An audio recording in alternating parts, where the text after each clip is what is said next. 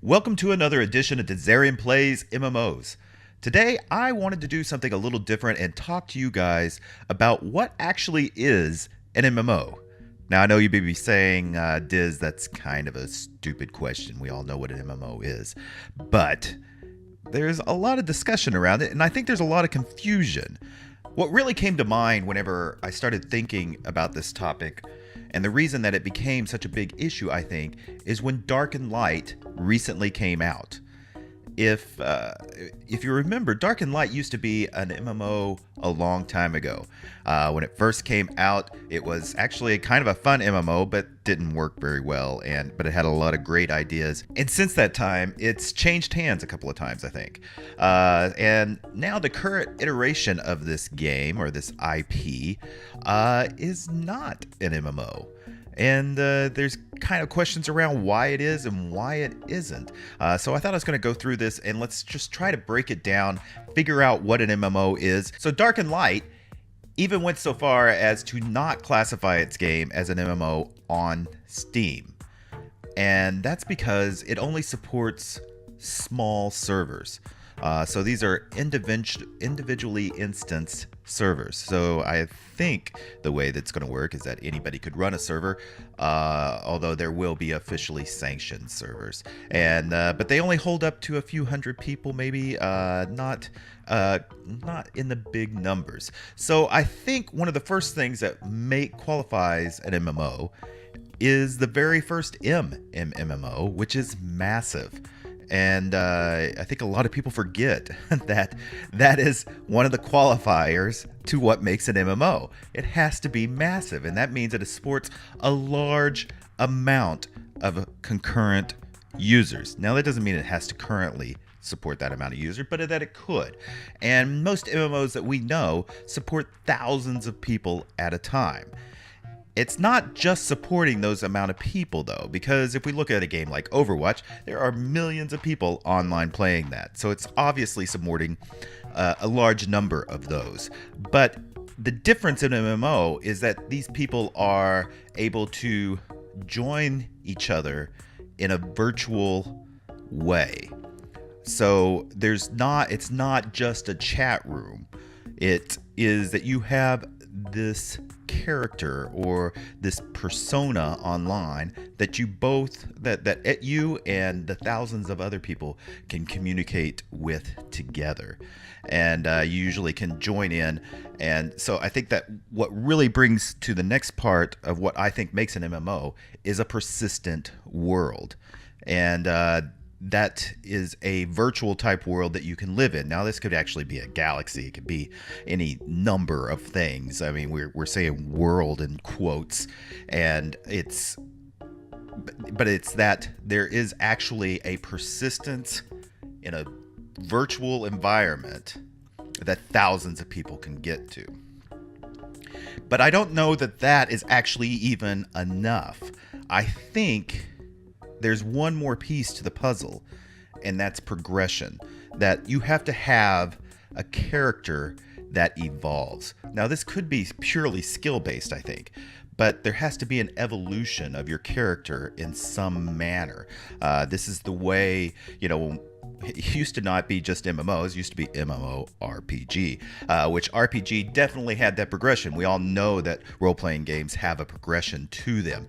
But I don't want to single out just RPGs. I mean, because there are MMO FPSs, and I think even turn-based strategy, there's still some of those that could be considered MMOs. So there has to be a little more to it. And I think that's missing the point. And I think where a lot of this confusion is coming from is that there's a lot of people on YouTube who claim to be MMO people, and they cover things that are not MMOs. And then we have websites that claim to be MMO websites, and they cover every online game there is. And it just confuses people. Like, if you're going to have a particular focus, then you should probably stick to it. Otherwise, people get really confused. And I understand wanting viewership. Trust me, I understand wanting viewership to get to cover the latest game, and I could do that on here, but I'm trying to actually focus on MMOs. So let's just get a couple examples in here and see what is and what isn't an MMO. So Dark and Light, the reason that I would say that it's not an MMO is because it's not massive. It does have a persistence world, kinda. There is a virtual environment that you can play around in and progress in, but it is ethereal in that it's not always going to be around. It's very similar to a Minecraft world in that, people could set up a Minecraft world and have 32 or there are 32, 64. I don't even know how big some of the Minecraft servers get. But they're not massive. They're not hosting thousands of people with persistence that will ensure that your character is always there. If I jump into WoW right now, a character that I created 10 years ago, that's level 70 something or 80 or whatever I left it at, is still there. And I could jump on and continue on with my virtual life in World of Warcraft. Not that I would do that. But so World of Warcraft has all of these components. It's massive. It has persistence. Even though the world changes, the world never goes away. And there's definitely progression. There's other games. Let's take a space-based game. EVE Online is definitely huge. You don't necessarily have actual walk-around character. Most of the time you're flying around in a ship, but you definitely have a persistent world. It's definitely a place you can live, and there is massive progression in this game, and years upon years of progression that you can have along with it. I would argue another space-based game that is an MMO that most people don't say is an MMO is Elite Dangerous. It has, if you play online, and there is a distinction here on whether if it has single player play, if that still makes it an MMO or not, I'm not for sure. I mean, and we're talking semantics here again. It doesn't really matter, but we're having fun with this. But I would say that Elite Dangerous is an MMO. There is a universe that you can fly around in and meet everybody else that is doing it. And there's thousands of people playing online right now on Elite Dangerous in the same universe.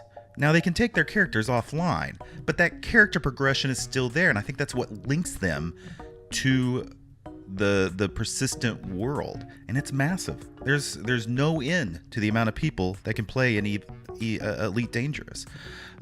So I'm trying to think of another game. We said Minecraft. It's not massive.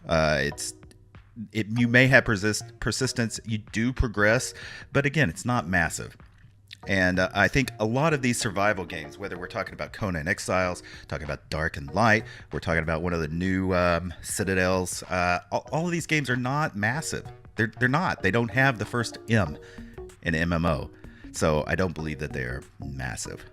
So I think that covers all of the points I wanted to talk about here. And I'm going to try to start doing some more of these discussion type videos. So let me know what you think of it in the comments. Do you agree with my analysis of what an MMO is? I saw a thread on MMORPG about this, and it was just shocking what people thought. And I don't know. I just kind of wanted to set this record straight on what I think and what I'll be covering on this channel. So please comment. I really do appreciate them. Leave a thumbs up and subscribe if you love MMOs the way I love MMOs. And you definitely want to be subscribed. This is the channel for you. So, until next time, bye.